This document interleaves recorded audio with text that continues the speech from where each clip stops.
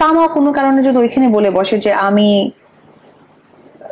সাকিবকে নিয়ে আবার একটু পার্সোনাল টাইম স্কুলে কাটাচ্ছি, অপু বিশ্বাস তার বাচ্চা নিয়ে ডাকতে আসলেন, উত্তরটা তখন আপনাদের কেমন লাগতো? আমি চাই না এজ এ মাদার আমার বাচ্চার কোনো একটা ব্যাড ইম্প্যাক্ট তার উপরে পড়ুক, that's it as a mother. আর আমি যেহেতু আমার ডিগনিটি, আমার ব্যক্তিত্ব, আমার ফ্যামিলি ব্যাকগ্রাউন্ড সবকিছু মিলে আমার কাছে মনে হয়েছে আমার সন্তান ইম্পর্টেন্ট। এটা অনেকেই আমাকে প্রশ্ন করেছে যে কেন সেম স্কুল না। আমার এখন আপনাদের কাছে প্রশ্ন, আমি তো সব কথার ব্যাখ্যা দিয়ে ফেলি বা করি, বেলা শেষে তো সেটা উত্তরটা খুব বাজে ভাবে আসে। দেখেন, একটু ব্যাক থেকেই বলি, একটা প্রথম রোজায় দুটি সন্তান তার বাবার কাছে গেছে, কিন্তু তার প্রেজেন্টেশনটা কি আসলো? Personal time. কথাটা তো এইভাবেই আসতে পারতো যে একটু প্রথম রোজার দিন বাবা এক, সন্তান দুটো বাবার কাছে যাবে, বাচ্চা দুটোই ছোট ছোট, তারা বাবার কাছে গেছে, দেখা হয়েছে, শেষ। আর কাহিনী বাড়ে না। এখন মানে স্কুলটা এক, ক্যাম্পাস এক, ক্লাস আলাদা, ক্যাম্পাস এক, স্কুল এক, বাবা এক, বাচ্চা দুটো। এখনকার স্কুলগুলোতে প্যারেন্টসদের একটা মিটিং হয়, প্যারেন্টসদের একটা গেমিং হয়, অনেক কিছু হয়, অনেক কিছু। আরো ইন্টারন্যাশনাল স্কুলগুলোতে আরো হিউজ হয়। সামহাও কোনো কারণে যদি ওইখানে বলে বসে যে আমি সাকিবকে নিয়ে আবার একটু পার্সোনাল টাইম স্কুলে কাটাচ্ছি, অপু বিশ্বাস তার বাচ্চা নিয়ে ডাকতে আসলেন, উত্তরটা তখন আপনাদের কেমন লাগতো? আমি বলেছিলাম তুমি তো ফ্যান হয়ে এসেছো, যাক না 8 দিন, আমি তো 8 বছর কাটিয়েছি, তাই না? পেয়েছেন তো রেজাল্ট। আচ্ছা, সেকেন্ড এবার আসেন, আমাকে নিয়ে প্রচুর সে কথা বলেছে, অমুক বলেছে, তমুক বলেছে, এই বলেছে, সেই বলেছে, পরে বাথরুম কাহিনীটা তো আসলো আপনাদের সামনে। এটা ট্রু। যতই সে স্কিপ করে তারা আবার মিলেমিশে গেছেন। এটা কারণটা কি জানেন? কারণ ওই অপোজিটের যে ফ্যামিলিটা তারা তো এস্টাবলিশড এবং তারা তো সম্মানীয়, তাদের ভুল হয়েছে, কিন্তু সে তো ইউজ টু আর ভুল এক জিনিস তো আর হয় না। দায়ী তো আবার আপনাকে করেছে অনেকে, কেউ। এবার ওটা আমার কিছু না, এটা আমি কেন দায়ী? শাকিব খানের সাথেও কথা বলেছে ভাবি। তো এখন স্কুলের ব্যাপারটা তো আসাটা খুবই স্বাভাবিক, কিন্তু আমি চাই না এজ এ মাদার আমার বাচ্চার কোনো একটা ব্যাড ইম্প্যাক্ট তার উপরে পড়ুক, that's it as a mother. আর আমি যেহেতু আমার ডিগনিটি, আমার ব্যক্তিত্ব, আমার ফ্যামিলি ব্যাকগ্রাউন্ড সবকিছু মিলে আমার কাছে মনে হয়েছে আমার সন্তান ইম্পর্টেন্ট, দ্যাটস ইট। আর এর বেশি কিছু বলতে চাই না। তখন সাকিবের একটা ছিল, প্রিমিয়ার গাড়ি ছিল, এবং ওর একটা অ্যালোরিং ছিল, গাড়ির চাকা থামার পরে অ্যালোরিংটা ঘুরতে থাকতো জুড়ে জুড়ে। হ্যাঁ, তো ওটা তো বগুড়াতে একদম 1 নম্বর একটা গাড়ি আসছে। আমার বান্ধবী বলতেছে চল চল বাইরে যাই। তাই বললাম বাইরে যাবো, তুই কেমন আইসক্রিম খাওয়াবে এরকম? তাই বললাম আচ্ছা ঠিক। ও বলতেছে আচ্ছা ঠিক আছে, সবই খাওয়াবো চল। বললাম আবার দেখ মামা এসে হয়তো বসে আছে, কেউ আসবে না, চল এখন ক্লাস চলতেছে, স্যারের ফিটিং দিছে, কোনো সমস্যা নেই। স্যারকে বলছে স্যার আমাদের এই নোটটা করতেই হবে। আমরা জানতাম, আমরা অনেক অনুষ্ঠানে দেখেছি আপনি সাকিবকে বলছেন কবে বিয়ে করবেন, উপস্থাপক সহ আপনারা দুষ্টামি করছেন, তোমার বিয়ে খেতে চাই, কিন্তু ততদিনে আপনারা স্বামী স্ত্রী, আপনারা কয়েক বছর আপনারা সংসার করে ফেলেছেন, লুকিয়েছেন কেন? ক্যারিয়ার, এবং ক্যারিয়ার থেকে ইম্পর্টেন্ট ছিল দর্শকদের। তখন দর্শকদেরকে মনে হয়েছে যে তারা একজন নায়ক শাকিব খান, একজন নায়িকা অপু বিশ্বাসকে দেখছে।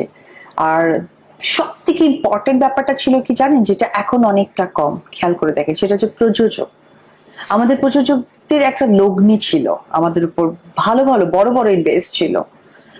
সো আমরা কোনোভাবেই চাইনি যে কারো ক্ষতি হোক, আমাদের আনন্দ জিনিসটা তাদের কারো ক্ষতির কারণ হয়ে দাঁড়ায়, এটাই ছিল। এটাই কারণ। একটু প্রেমের গল্পটা শুনতে চাই, কিভাবে প্রেমে পড়েছেন দুজনের? আমি তো অনেক ছোট ছিলাম, আসলে প্রেম পড়াটা বুঝি না, আমি ডিরেক্ট বিয়ে করে ফেলছি। প্রেমের কারণ আমি তো ম্যাচুরেট ছিলাম, ইনম্যাচুরেট ছিলাম, সো প্রেম বুঝিনি। আমার মা কোনো একটা কারণে, ভালো লাগা তো তৈরি হয়েছিল, এমনিতে বিয়ে করে ফেলেনি, একটু প্রেম তো ছিলই নিশ্চয়ই। আমাদের কে কাকে প্রপোজ করলেন, কিভাবে আপনাদের প্রেম হলো, একটু শুনতে চাই ভালোবাসার গল্প। সবচেয়ে বড় ইম্পর্টেন্ট হচ্ছে অনেক বেশি কেয়ারিং একটা মানুষ। আমার যখন আমি কোটার কাবিন করি তখন আমার গাড়ি নিয়ে আসা হয়নি, কিন্তু অনেক সময় তো কিছু শুটিং এ রাত হয়ে গেছে, সে আমাদেরকে গাড়িতে পৌঁছে দিয়েছে। তারপরে আমি কোটার কাবিন করে আবার কলেজে ব্যাক করি, কলেজ করি, যেমনটা করা দরকার। সব সিনেমা আমার আর হবে না, মা একদম নিষেধ করে। কোটি টাকার কাবিন তো প্রচুর ব্যবসা সফল সিনেমা। হ্যাঁ, ওটার শুটিং এর পর আর কি, রিলিজ হয়নি তখন। শুটিং এর পর আবার আমি আমার মতো কলেজ করছিলাম সবকিছু। তো কলেজে যেটা দেখতাম, হয় না যে সিনেমায় যে শুটিং গুলো হয়, নায়িকা কলেজে থাকে, নায়ক গাড়ি নিয়ে আসে, বড় লোকের ছেলে, এই তো এরকম হতো আমাদের। আমি কলেজে গেছি, তো সামহাও আমার বাবার সাথে আমার একটা কমিটমেন্ট ছিল, আমি যদি A+ পেতাম উনি আমাকে কম্পিউটার দিতে চেয়েছেন, আর A- পেলে আমাকে মোবাইল দিবে। তো স্টুডেন্ট ভালো ছিলাম, কারণ আমি অনেক বুদ্ধিমান ছিলাম, আমার নলেজ বেশি ছিল। তো সেই জায়গা থেকে বাবা খুব কনফিডেন্স যে তাহলে ও A+ই পাবে, আমাকে কম্পিউটার দিতে হবে, মোবাইলে যেতে হবে না। আনফর্চুনেটলি আমি A- পেয়েছিলাম এসএসসিতে। তখন বাবাকে তো মোবাইল দিতে হবে, তখন সিটিসেল একটা মোবাইল ছিল, হ্যাঁ, একদম সিম সহকারে মোবাইল পাওয়া যেত।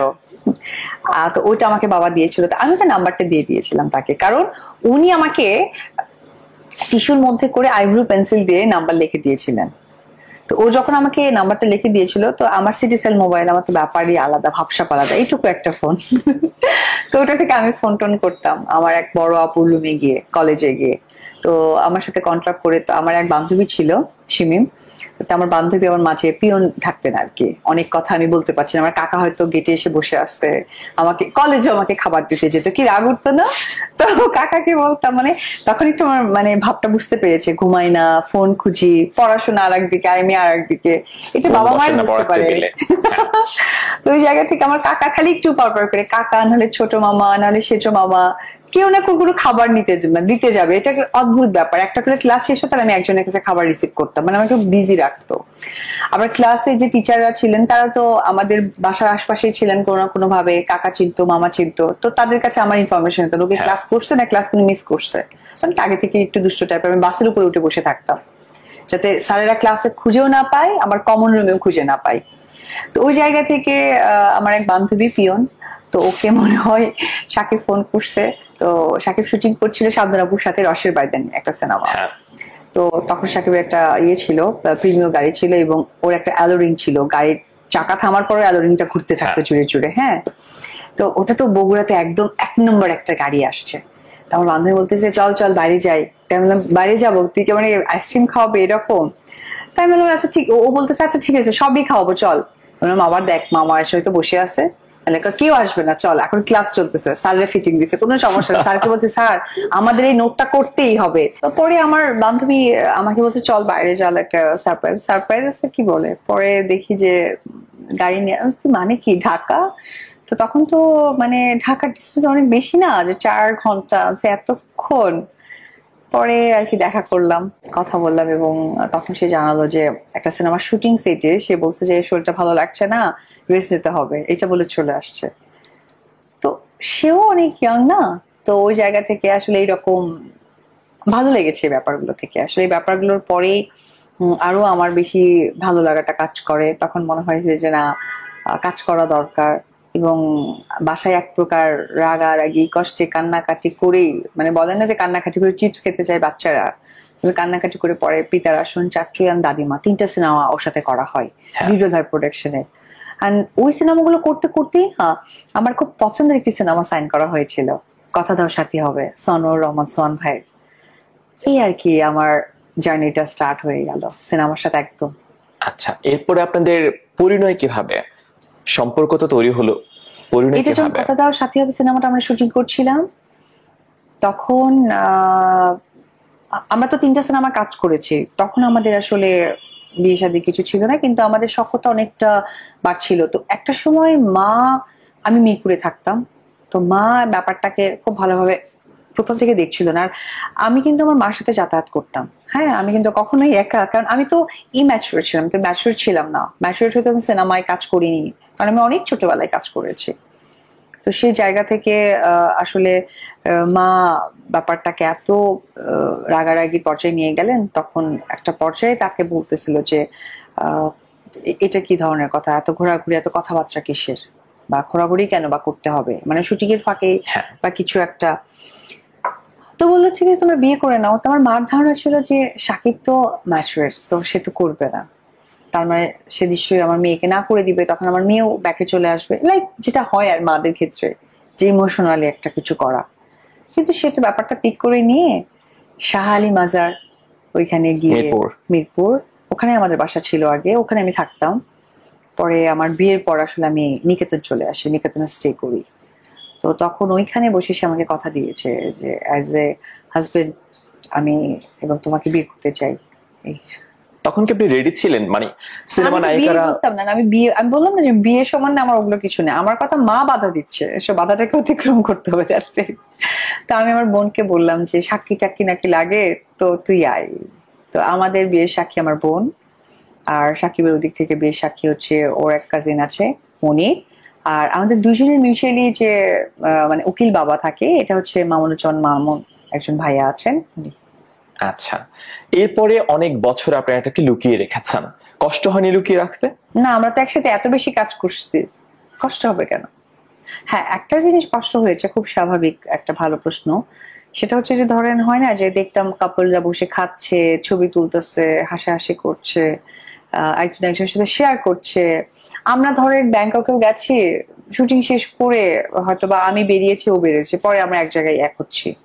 এই ব্যাপারগুলো আসলে মাঝে মাঝে খুবই বিরক্ত লাগে, কারণ আমি না যে কোনো সম্পর্ক আড়াল খুব একটা ভালো লাগে না, আর আমাকে একটু ছোট করে কথা বলা আমি একদমই নিতে পারি না। মানে আমার কথা হচ্ছে আমার যে সম্মান ওটা দিতে পারলে আমি আপনাকে অ্যাকসেপ্ট করব, আদারওয়াইজ না।